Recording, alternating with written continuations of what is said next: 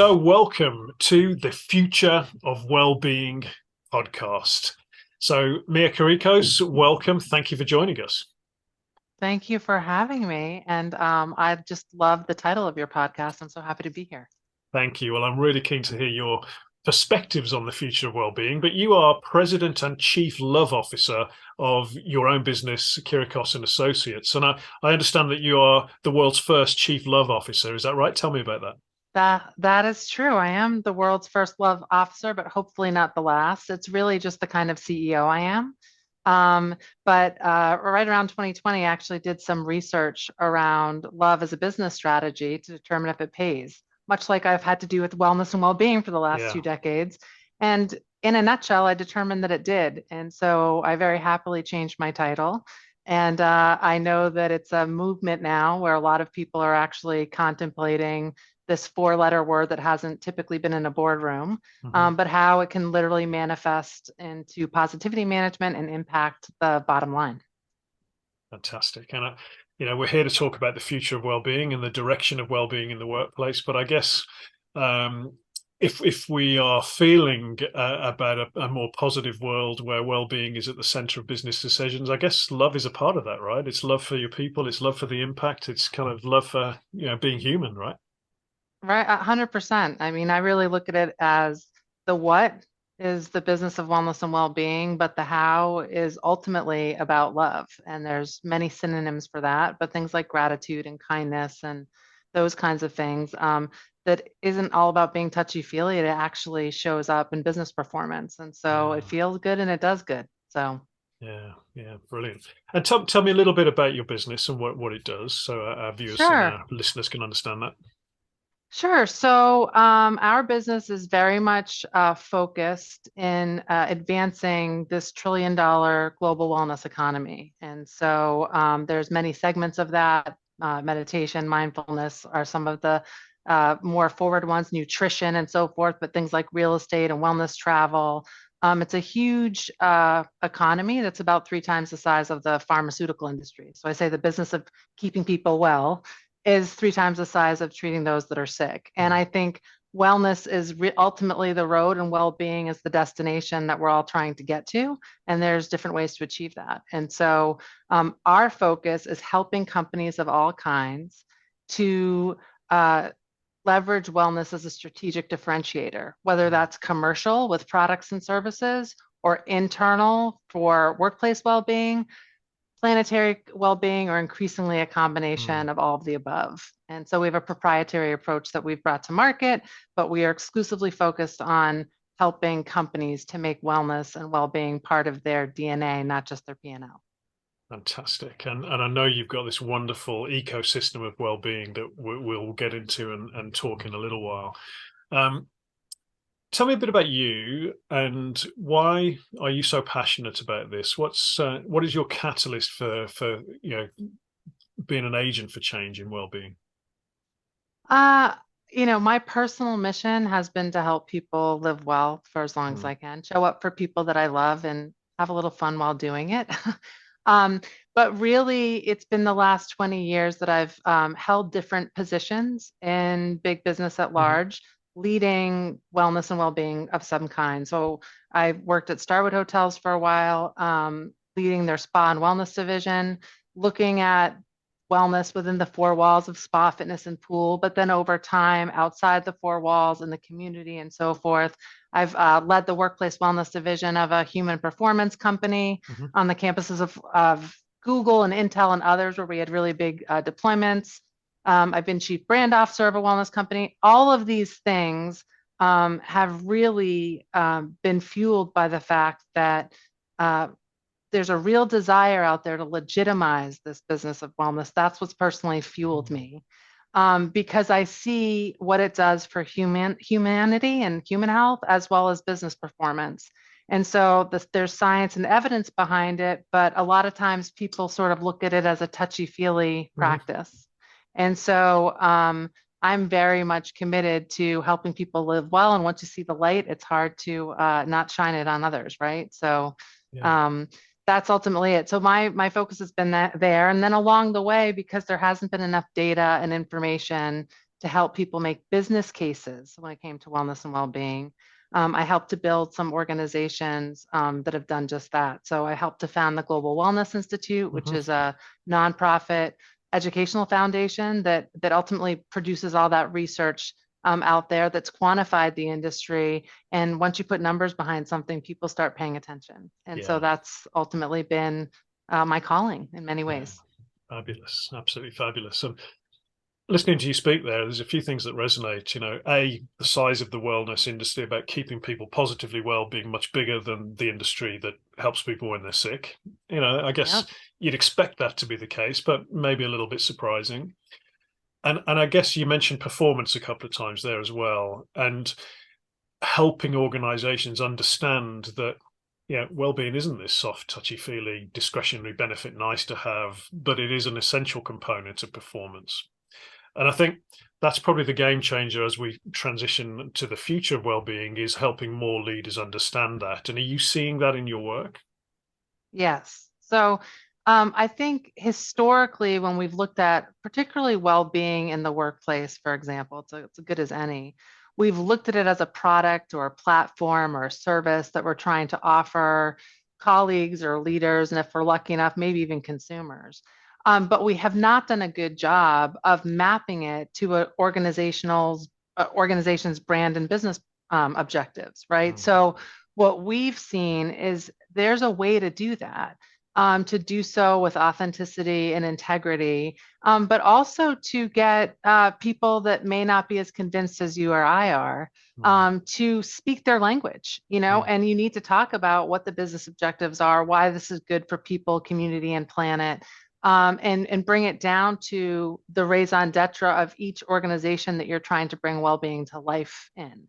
And yeah, so in doing that, it becomes much more part of the fabric of an organization versus just a third party platform, program, or service that they're trying to bring to life to check the box. And yeah. so I have been seeing a more willingness, particularly in a post-COVID world, for 21st century leaders that really want to move the needle in new ways, Mm, that they're rethinking it. yeah, And it's fun to help them do that. yeah, 100%. And you mentioned measurement. How important do you see data helping, I guess, the more skeptical leaders, particularly around the kind of performance issue? How important is data to help convince those? It's important. I will say it was always important from the start. I think there's a growing small group of leaders around the globe that Mm, feel like let's invest in it up front, whatever that looks like, and it'll pay us off over time. And they don't have like a hardcore 5, 7, 10-year window. yeah. But there's still a large group that when they're looking at how to prioritize their spend, they're questioning, is this really going to pay off? And so being able to speak, at least anecdotally, to how it impacts performance is important, but it's no longer the only discussion because I think companies are also trying to reinvent how work is accomplished and they want to look at everything Mm, more holistically than they historically have done. yeah. Yeah. And again, I'm jumping around a little bit, but I think it's interesting as to where Please. it goes. As we look to reinvent work, how do we know how well we're doing with that reinvention, and what is the yardstick we're going to use to measure the success of that? And well-being, satisfaction at work, satisfaction with life, these are outcome metrics that could be a good indicator as to how well we're doing that reimagining. Would you agree with that? What's your view? I 100% agree with you. I really do believe the future of work is not about what we do or from where, but Mm, how.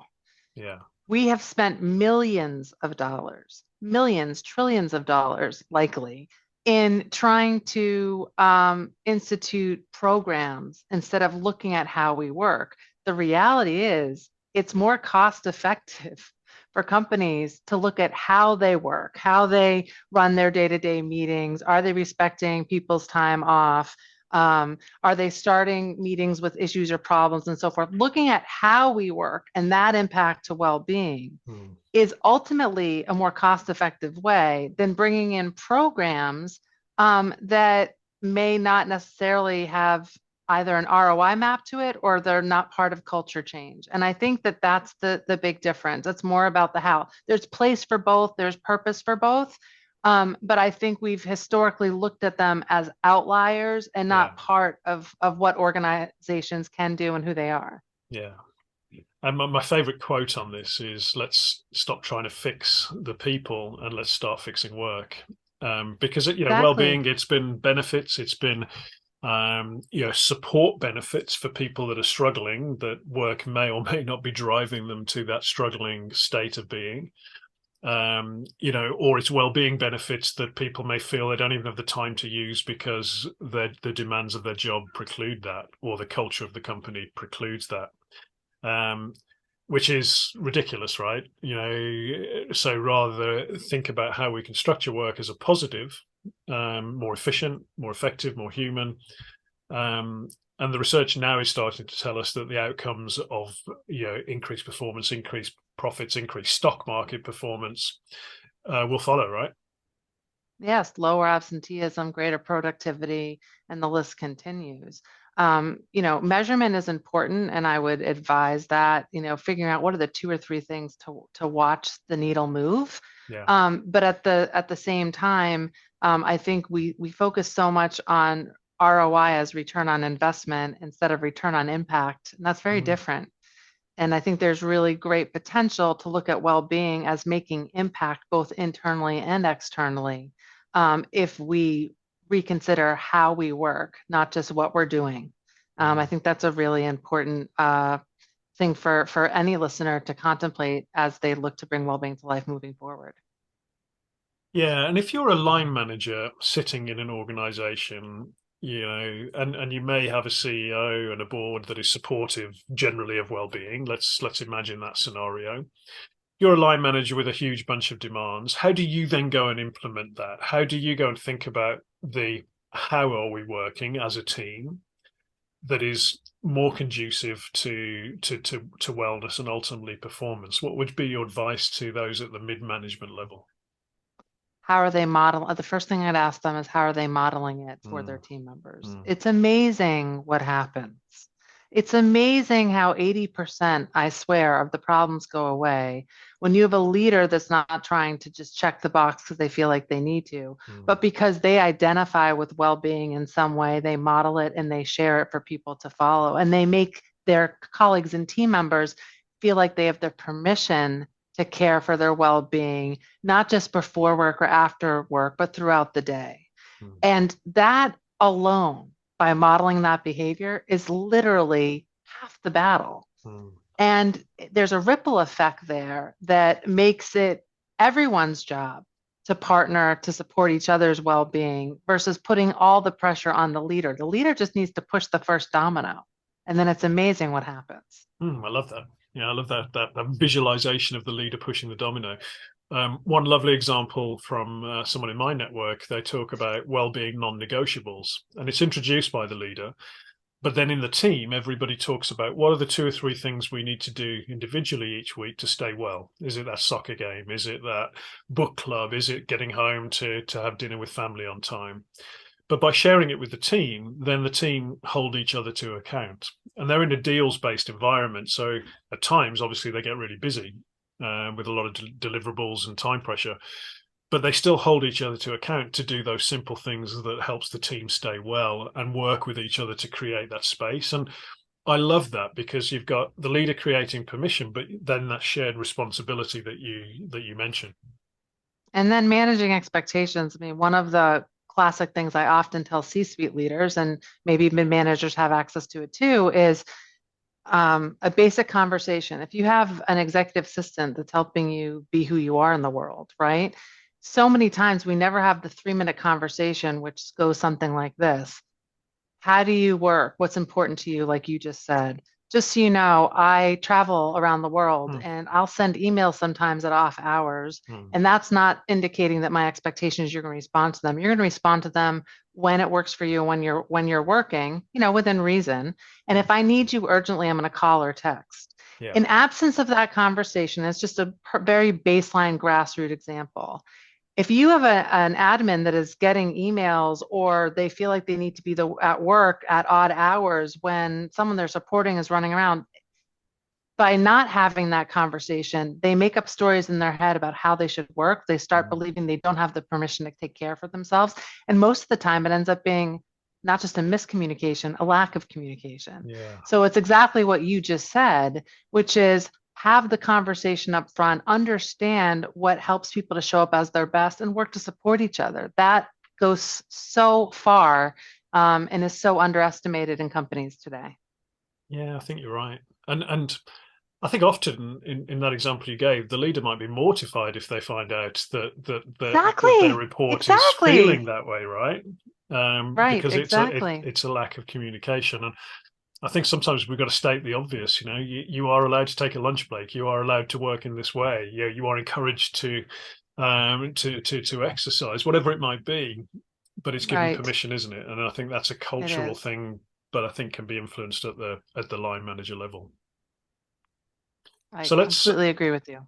let's find out how you are today. Let's take a step back from this for a second. So you can see my background. Okay. I'm an 8 out of 10 on the form score scale. Very good form. I think I started off on a 7 today. I've had another very uplifting conversation like this earlier on this morning.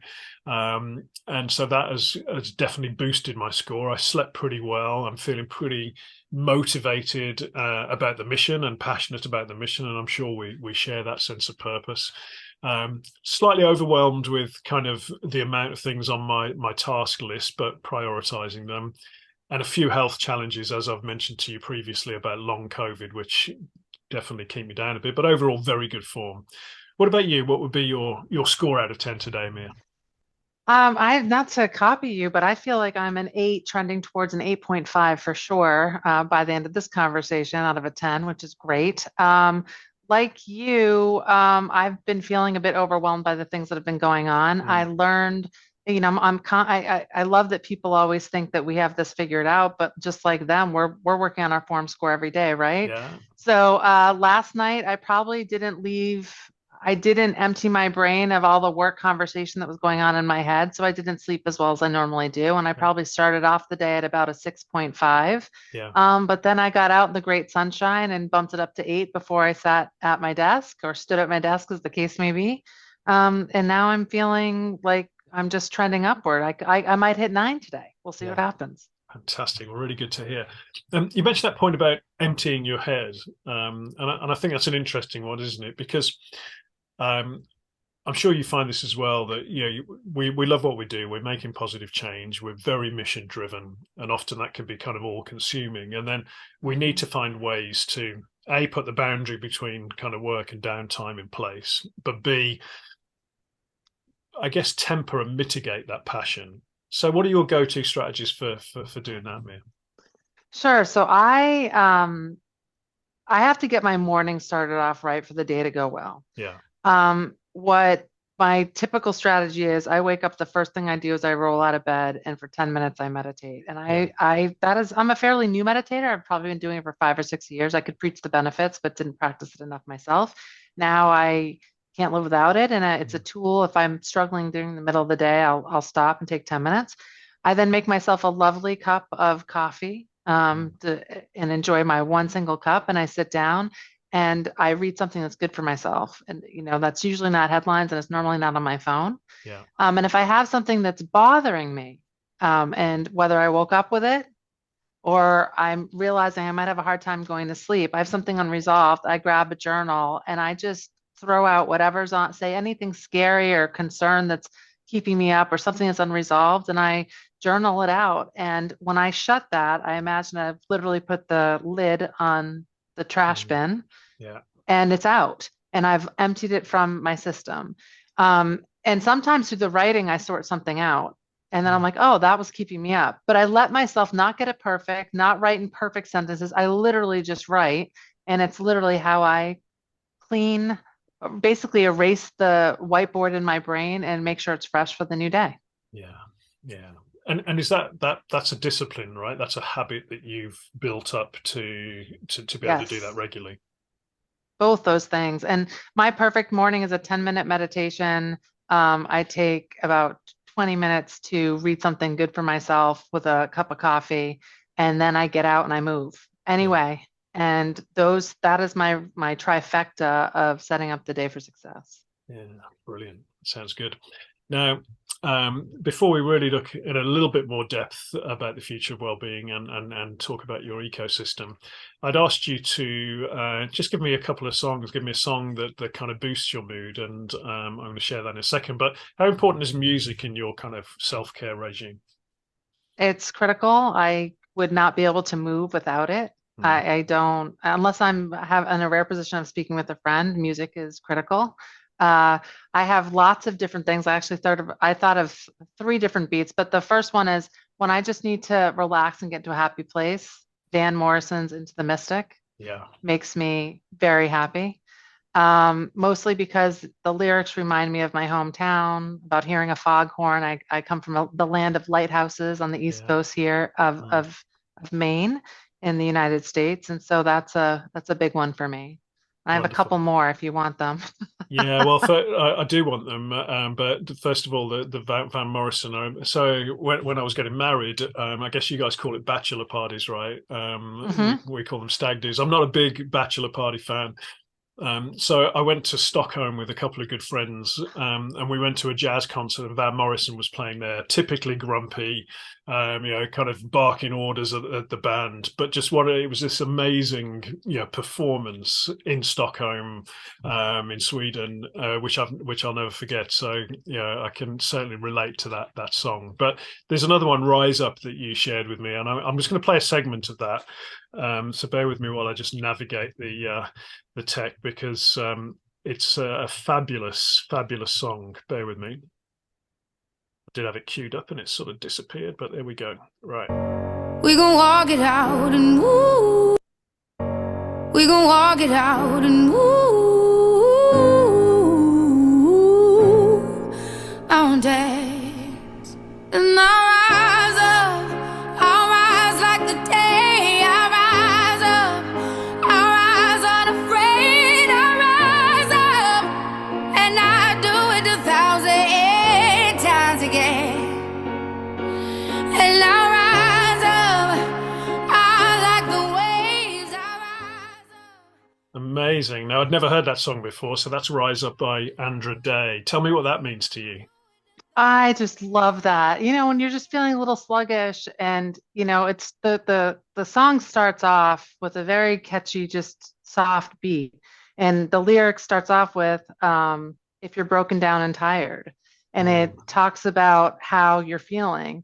There's only one thing you can do. You can rise up and do it again and yeah. try harder. And it's such a motivational song. I can't hear it without feeling like I'm in church, and that I just, feel like there's some divine intervention that's moving me to the next point forward. And that's certainly the power of music, and certainly the power of Andra Day. That woman's vocals they're Mm, unbelievable, yeah, incredible, unbelievable. incredible. But I love that idea of using music as a motivator, and that the mission that we're both so passionate about. We've got to have resilience. It can be tough at times, and sometimes a pick me up from a song like that could be just what we need, right? Exactly, exactly. Yeah, I couldn't agree more. And I feel like if we all had a soundtrack to our lives, we'd be better for it, because the power of music is huge, and there's actually science behind it when it comes to well-being. So even better, right? Yeah, 100%. Well, as you know, I've put together a whole music performance, which I'm now calling Harmonics of the Mind. And the science is very clear. It can help motivate us. It can help us concentrate. It can help with sleep. It can help with pain and mood and all sorts of stuff. So what I'm doing with the song recommendations as we go through recording is creating a playlist on Spotify, which I'll share with everyone. So your two choices are in there, Mia. So thank you for those. Oh, I'm Um, so excited. That's great. It'll be pretty. It's already pretty eclectic with just two guests recorded, so it will be a pretty eclectic mix. But I think that'll be beautiful at the end. So Fantastic. Well, I love that. thank you so much. So back to well-being, and again, just taking a step back from it. What does the term well-being mean for you? How do you define it when you're talking to others? I look at well-being. I mean, there's the business side of it and so forth. But I think very practically speaking, it's a healthy and happy mindset. Yeah. And it's dependent on things both within and outside of our control. And so a lot of times I get asked as part of everyday work, what's the difference between wellness and well-being? It's a Hmm. conversation. I see one as a means to an end. Mm. So wellness, I think, is about the personal habits, some of the things we just talked about Yeah. that we try to practice every day and champion every day. Well-being is that mirage in the desert that we're Mm. trying to achieve at any moment of time, and we're constantly looking at. And maybe it's 2 o'clock on a Saturday afternoon where we feel like, yes, everything is just finally in equilibrium. But it's really the outcome we're ultimately trying to achieve. But the reality is that's not just dependent on our own health and wellness habits. Well-being is also dependent upon things outside of our control, like politics and weather, and if we feel seen in our workplaces or safe and included in our Mm. communities. Yeah. And so it really is sort of a partnership between what we can control and what we can also accept that we can't change. And so I just feel like in the end, well-being is about a healthy and happy mindset, and it's an outcome that we're all trying to achieve every moment of every day. Yeah, I think that point you make about outcome and being an outcome is important, and we can, as I say, use well-being as a measure or a yardstick to see how we're doing in areas of work and society. Um, do you think well-being is a privilege as well? Do you think, given that it is beyond our control in certain aspects, do you think, a state of well-being is a privilege? It shouldn't be. No, it shouldn't. Absolutely not. I think it shouldn't be. I think well-being, and I will say a great example of this. I went on a trip to Tanzania Hmm. earlier this year, and I actually went into some nomadic tribes that still live as their ancestors did hundreds of years ago. And I asked them about what wellness and well-being means to them. And by and large, we came up with the term called Maisha Bora, and it means the good life. Yeah. And so if they can have a good life where they are literally focused on food, shelter, water every day and what Mm. that looks like, that's not a privilege. It's something that should be available to everyone in their own worlds, in their own lives in a way that is available to them.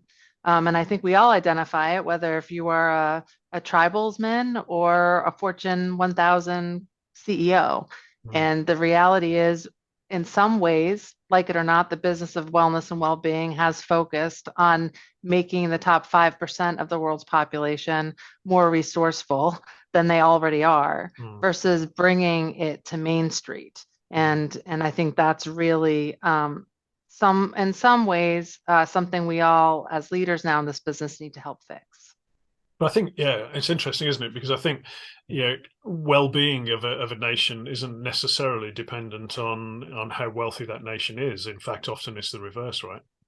Exactly. And I mean, there are lots of entities, and you and I know this because we just attended the World Happiness Summit where this point was brought home, but a company that has great country that has great GDP does not mean they have high rates of well-being, right? The reverse could absolutely be true.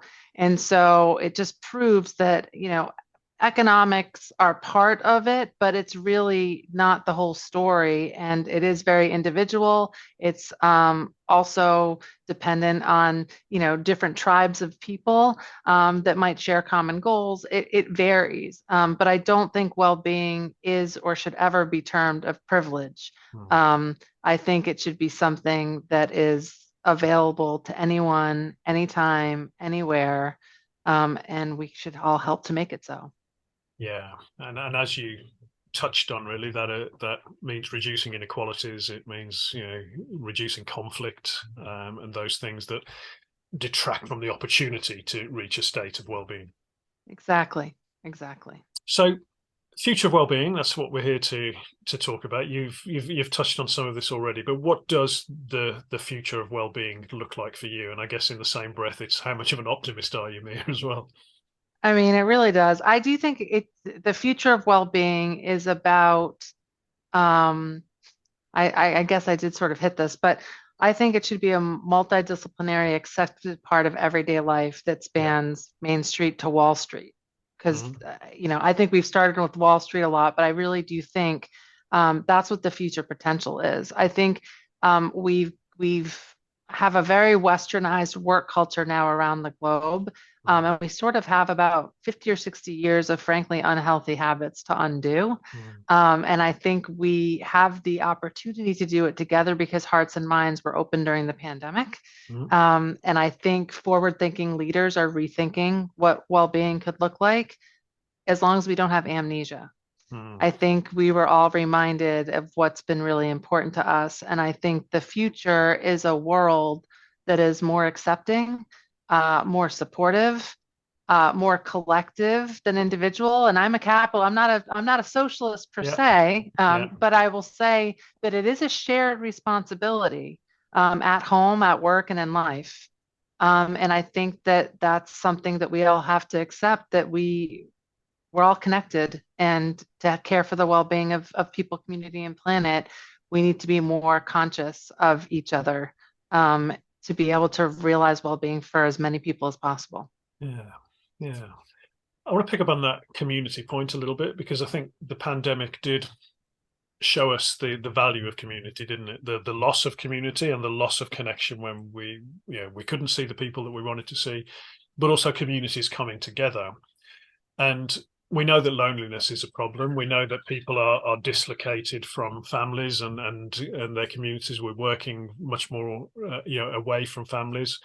How do you think we can travel from this point, going forward, to, I guess, really understand and capitalize on the power of community to support each other's well-being? I think we have to realize our place in it. I think particularly people that have struggled with loneliness and the pandemic as well often feel so isolated. And the reality is we're intended to be connected individuals. And so I really do think we have to look at it systemically and not individually. We have an approach. I mean, you mentioned this earlier, our ecosystem of well-being. We look at leaders, we look at colleagues, we look at consumers, we look at communities, we look at the planet, we look at things holistically, because we've sort of realized that when we've compartmentalized wellness or well-being, either at an individual level or a corporate level, we've not done a good job at really seeing the system. And a lot of systems are unwell. And for us to really make any part of a system well, we have to look at the entire ecosystem. And so that's a really important important approach and new thinking based on what I've learned over the last 20 years. Now I'm going to share the screen with the ecosystem, and then endeavor to describe it for those that might be watching, that might be just listening to the podcast. Sure. So we've got kind of an infinity symbol, and we've got both internal and external from the corporate perspective. We've got then leadership well-being translating into employee well-being, policies, brands, products, and services having then an impact on customer well-being, which then impacts community well-being, feeds back outcomes, then back around the loop. So the internal, external. Do you think I've described that fairly enough? Yes, you have. You completely have. And it just shows how systemic well-being really is. And that the focus of my work is really about helping organizations make it become part of their DNA. You can certainly come in just one of those doors, and people do it all the time, to either check the box or do something that's exclusively focused on one part of the system.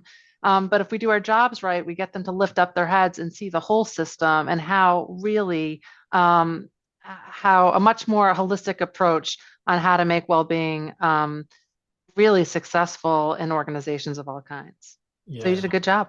Yeah, thank you. And I was thinking about this today because a contact of mine who runs a mental health and wellbeing network in one of our large financial institutions here in the UK spoke about one of their main pillars is actually helping frontline staff support the well-being and mental health of vulnerable individuals who are their customers, their clients. And I think when brands start using their power to look beyond their walls on this issue, and it creates this systemic effect because it comes back in spades, right? Exactly. But then brands are being much better corporate citizens and using their power, their scale to support their communities. And there, it's just a beautiful way of looking at it, I think. Exactly. I mean, you did a better job selling it than we might, and it's our trademark philosophy.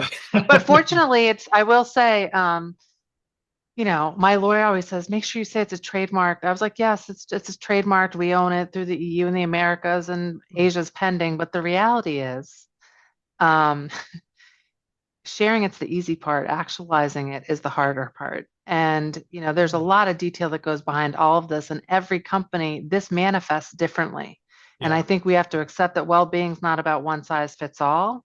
It's about really understanding what makes a company tick and really mapping well-being to making it part of brand and business objectives so that it can flourish and has a chance of succeeding for years to come, not just the next business cycle.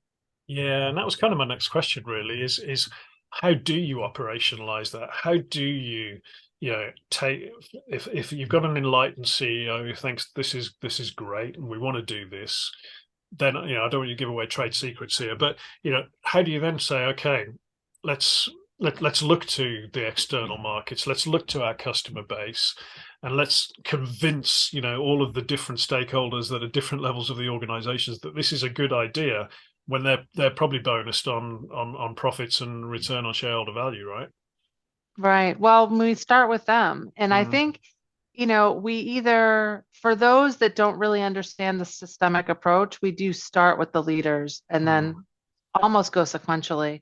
For those that instantly get it, kind of like my friend Rob here on today's podcast, we can then look at it being a shared responsibility across a C-suite, right? So there's many different ways to skin the cat, as we say, but helping people have a visual that they can understand and we talk about. There's a lot of disparate conversations out there, like workplace well-being, DE&I, diversity, equity, and inclusion, ESG, SDG, and every corporation that we know of, right? Every acronym that we know of. If done well, a lot of these separate conversations can become one. If you approach it that way, right? So that's ultimately, without giving trade secrets away, it's the approach. We either have to go sequentially, or for those really enlightened organizations, they can figure out who owns which piece and how to team up together to realize it. And that's when the magic happens. Is when I get excited, and that's when my form score goes to a big fat 10. Yeah, I hear you. But I've been reflecting on this a lot, in the context of long COVID, because long COVID I've had for 3 years, and I've realized that I've got to stop trying to treat the symptoms, whether it's the headaches or the fatigue, and I've got to treat the cause. Okay, now there's research emerging as to how one would do that with predominantly nutrition and supplements. But you're talking about treating the cause, right? You get into an organization and treating the cause, and then if we do that, the D&I will be right. We will be hitting our objectives on the SDGs and all the other acronyms, but it's actually getting into the cause and making work and the way we work, as you've mentioned, fundamentally good for the humans that work there, the humans that interact with the clients, the communities, and the planet, right? Exactly. And, to someone like you or I, it's kind of obvious, but this is still really new thinking for organizations. It's almost profoundly simple to understand and then incredibly difficult to actualize if not everyone's on the same bus and if it's not coming from a place of authenticity and integrity. Leaders that are attempting to check the box on well-being and that do not identify with it themselves in some way, and I mean whether that's throwing the ball with the kid at the end of the day or getting their half-hour run in, it's very difficult to actualize it because people need to personally identify with it first. And so that's part of helping shed light on this kind of behavior in the workplace. Yeah, but I think for that leader, which there are many, because that's the type of leaders that have been successful, predominant. The goal there is bluntly making money for shareholders. But actually, the data that's coming out that we saw in Como from Professor Jan Emmanuel Deneuve will show that actually, if you really want to make the most money, you need to be investing in well-being. If you want to outperform the stock market, you need to be getting well-being right. My hope is that this catalyzes a sea change in those more skeptical leaders that are not maybe throwing the ball with their kid or getting their exercise in, but actually say, if we don't do this, we're buried as a company. You're right. And I think what's going to help that conversation, which is some of the newer discussions, is that we're not just talking about workplaces. We're talking about education in schools. We're talking about hospitals. We're talking about public policy and governments. And so it's all the places where we work, learn, live, love. This is a method to make full systems well, and for all to be happier, and for workplaces to perform better. It's all part of a connected system. And so it's nice that this information is starting to come out in a way that business leaders can get their arms around it, even if they think it's not for them initially. Yeah. And some of the other institutions you mentioned, like education, like government, that's a harder nut to crack. I would say, I wouldn't say workplace is easy, but I'd say that's a much harder nut to crack. Even though we know that one of the best indicators if a government is going to be re-elected is the life satisfaction of the citizens, which is well-being. So I think starting with workplace is interesting, but you're right, those other institutions could benefit from looking at this as well. Exactly. So tell us something exciting that you're working. I mean, it's all exciting what you're working on, but tell us something particularly exciting that you've got going on at the moment. I am working with a really cool family foundation, a first generation family foundation that started by a billionaire that's bootstrapped much of his work. He's got a portfolio of about 28 companies, and 2 of them are health and wellness related. One is on the clinical side of the equation, one is on the human performance side of the equation. And we're conceiving how to bring that together to service a full continuum of people that could be clinical, struggling, just wanting to perform better, all the way to outperforming and kicking AWS, right? So that's a really fun, exciting project, because I'm really helping them from both a brand and wellness and well-being perspective, and that's exciting. I'm loving that. I'm about to go to New York in a couple of weeks to speak at a symposium that's focused on wellness communities and lifestyle real estate. So if you think about, sometimes people go off on a yoga retreat or something that's wellness related. This isn't about where you travel. It's about where you live and call home. And so that's been an exciting development for the last few years that I've been involved in, is like, how do we make our homes as well as the places we always try to escape to, right? And so that's a really fun, exciting conversation to be having with some pretty hard-nosed real estate developers and talking about how that pays. So those are 2 things off the top of my head. Cool. Both sound really good fun. I love that idea of embedding wellness into, kind of into the community, into how we're living, whether that's in kind of shared accommodation blocks and, or actually into the home. I think it's a really interesting evolution. Cool. I'd love to be working on that. So look, I've promised to get you out on time, and I'm going to do that. So let's get into a little bit of a quick fire round. Now, I haven't asked you to prepare for this, but if the future of well-being were an animal, what would it be for you? If it was an animal, what would it be for me? A leopard. A leopard? Why leopard? Stealth, like really stealth, and is gonna take off, really, whether you like it or not. That's kind of how I look at it. Love it. I think a little stealth bomber, if you will, but I would say it's a leopard. Yeah, a lot of people can't see it right now. It's being stealthy, it's creeping, but it is going to take off, and it's going to then go at pace. Exactly. Absolutely. I love it. That's a great one. The future of well-being, leopard. If the future of well-being were a color, what would it be? Fuchsia. Fuchsia. I mean, it's a bright, happy color that's powerful, and I think it's just full of love and light. I mean, that's how I look at it. I think fuchsia is just one of the brightest colors I could think of. Yeah, that's great. Now, trickier one. If the future of well-being were a food, what would it be for you? Oh gosh. Yeah, it's a hard one. I know it's hard. I'm gonna say my state's fruit. It would be a wild Maine blueberry, A full wild of man. antioxidants, good for Yeah. you. And who doesn't like it in anything from pie to a scone to jam? I don't know. I'm thinking of lots of fun things, but I'd say it's a blueberry, a wild Yeah. Maine blueberry. I'm a fan of blueberries in yogurt, as you would say, yogurt, as we would say. That's kind of my post dinner snack. So Nice. yeah, I'm a fan of the blueberry. Um, and then finally, and you may have already answered this, but if the future of well-being were a place, where would it be? Ooh, if it was a place, I'm going to be really aspirational. I would say Bora Bora, like just Uh, stunningly beautiful. Let's just shoot high. Let's shoot for the mountaintops, and we'll see where we land. But yeah, Bora yeah, Bora. I I mean, love it. just it's utopia. Yeah, I love it. I can see that. And then an easier one for you. What would be your top tip for professionals in the workplace who are looking to improve workplace well-being?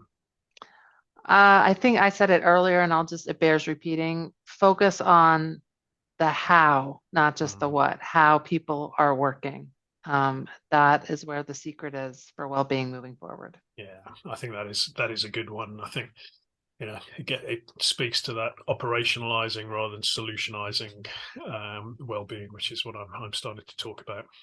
Cool. This has been so interesting. Now, finally, your recommended read, listen, and watch Okay, for so my read, and this is just underscores, gave my thought like I read this book several years ago, and I have to admit it's a little dry, but what I walked away with, I go back to it every time. It's a book by the name of Positivity. yep, It's by Barbara Fredrickson, and it talks about the 10 forms of positivity, of which love is its greatest form, and talks yeah, about the science and impact of it. So that would be amazing. the read.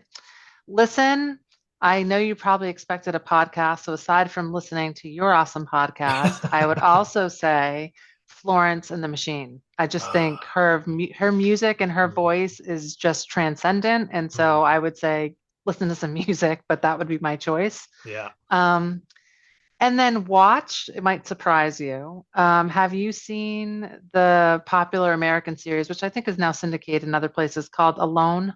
No, I have not. So Alone is all about they take about 10 contestants and they drop them in the middle of some very difficult place to live and survive. They have like the clothes on their backs and tools, and they have to see who lasts the longest. So you have Yeah, to focus on food, water, shelter. yeah. I love this for two reasons. It's like an active meditation Mm, where I get to imagine what I would do in that yep. situation. How would I live on? And the second thing is it brings it down to essential food, shelter, water, and nothing more complicated. And I love watching how these people get inventive to survive in the wilderness. And so I'm a Mate, huge fan of it, and I highly recommend it as an escape for people to test their own boundaries.